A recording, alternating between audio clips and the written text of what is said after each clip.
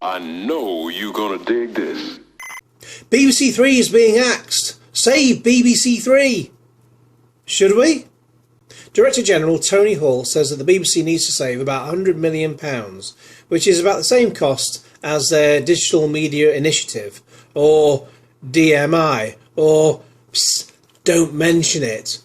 Which I actually thought was quite a good idea, because it basically allowed you to digitise all the BBC content. It would make it available to all the staff without the need for couriering, if that's the word, all the tapes and discs about all over the place. But unfortunately it just wasn't cost effective at all to do it.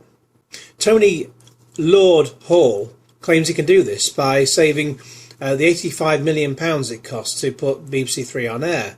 That's actually the current financial year's cost of running the channel.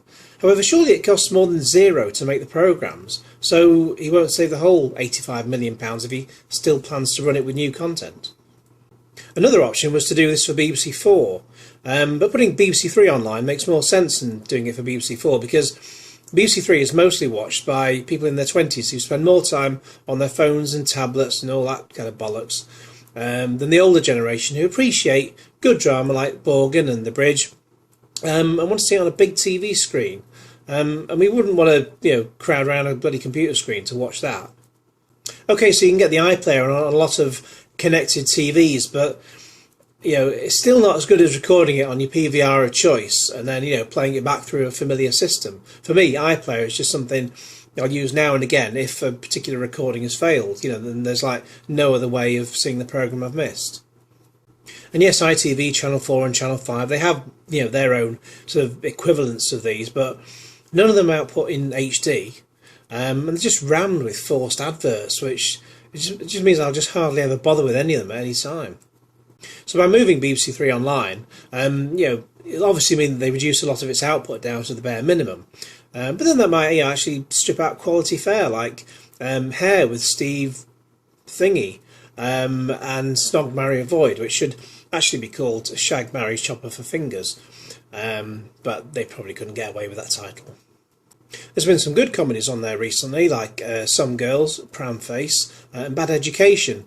In fact, the best comedy of all time on that channel for me is Ideal. But then after 7 series, Danny Cohen went and bloody axed it, before quickly disappearing to go and run BBC One. Yes, he was the guy who ran BBC Three. And then he just axed it and then fucked off to another channel, and then disappeared even more quickly to become Director of Television. Yeah, that's a fucking made-up job, isn't it? What the fuck does it even mean? Axe him. Sounds like he's doing absolutely fuck all. BBC Three has far too many repeats of the same thing, including imports like Family Guy, which is good, but if you're in the channel's target audience, and I'm quite sure you can find that online, it'll also mean that we get rid of the big pink logo. I've moaned about these before, but no BBC channel needs a dog.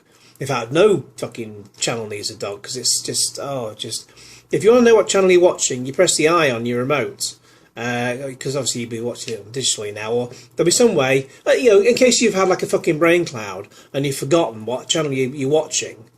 There's always a button you can press to find that out. You don't need a fucking constant reminder. Even Sky got the message with that. And yes, they have it for about 20 seconds or so at the start of every part of a programme. But at least they ditched it as a constant reminder. If you're not sure why I've called it a dog, because it originally stood for Digitally Originated Graphic. That was the original name for it. But over the years, it's been dumbed down to Digital On-Screen Graphic.